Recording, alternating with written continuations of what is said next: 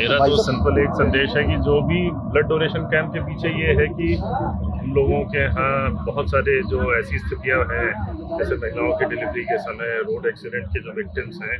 उन लोगों को खून की ज़रूरत होती है और भी कई बार सर्जरी में ज़रूरत पड़ती है। तो जो स्वेच्छा से रक्तदान है, उसका पर्पज़ यही है कि जब किसी को डॉक्टर्स को चाहिए ब्लड की किसी पेशेंट की जान बचाने के लिए, तो उस समय ब्लड आसानी से उपलब्ध हो सके। तो जो आपके कर्मचारी जो इतना ऐतिहासिक प्राचीन प्रसिद्ध गांव है, उसके सरपंच हैं सीताराम जी, ये मेरे से मिलते रहे हैं। मैंने इनसे कहा था कि मैं आपके गांव में बिल्कुल आऊंगा, लेकिन अगर आप वहां पर ब्लड डोनेशन कैंप ऑर्गेनाइज करें तो बहुत अच्छा रहेगा। उन्होंने मेरी बात को माना और आज ये ब्लड डोनेशन कैंप ऑर्गेनाइज हुआ। तो मैं तो उन सभी लोगों का बहुत बहुत धन्यवाद करूंगा जिन्होंने यहाँ पर आके ब्लड डोनेट किया है, और ऐसे उन सभी लोगों का धन्यवाद करूंगा जिन्होंने इस आयोजन को सफलतापूर्वक करने में मदद। सर, एंटी करप्शन ब्यूरो की जिम्मेदारी है आपका,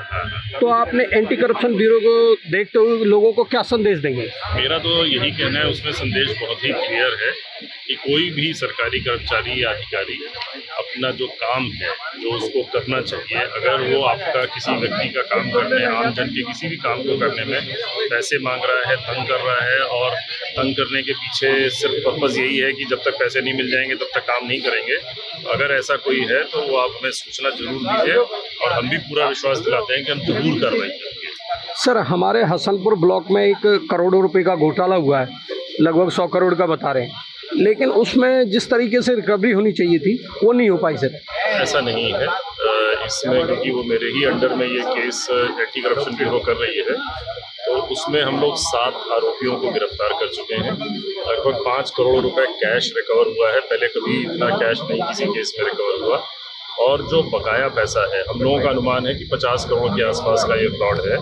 और उसमें जो आरोपी हैं उन्होंने जो पैसा ग्राम पंचायत का या ब्लॉक हसनपुर में आया था पंचायतों के लिए, जिस पैसे का उन्होंने गबन किया है, उस पैसे से उन्होंने प्रॉपर्टीज़ बहुत सारी खरीदी हैं अलग अलग उन्होंने। तो मुझे ऐसा लगता है कि जो नए क्रिमिनल कानून बने हैं उनमें ये प्रोविज़न है कि उन प्रॉपर्टी को अटैच किया जा सकता है, तो अटैच करने की कार्रवाई हमने शुरू कर दी है। तो जो कुल जो फ्रॉड की वो है, अनुमान है कि 50 करोड़ का है, उसमें से जो 5 करोड़ के बाद जो बाकी पैसे बचे 45 करोड़ के आसपास, उस पैसे की जो भी प्रॉपर्टी इन्होंने खरीदी है, जैसे एक जगह पे एक साथी इन्होंने 20 एकड़ ज़मीन खरीदी है,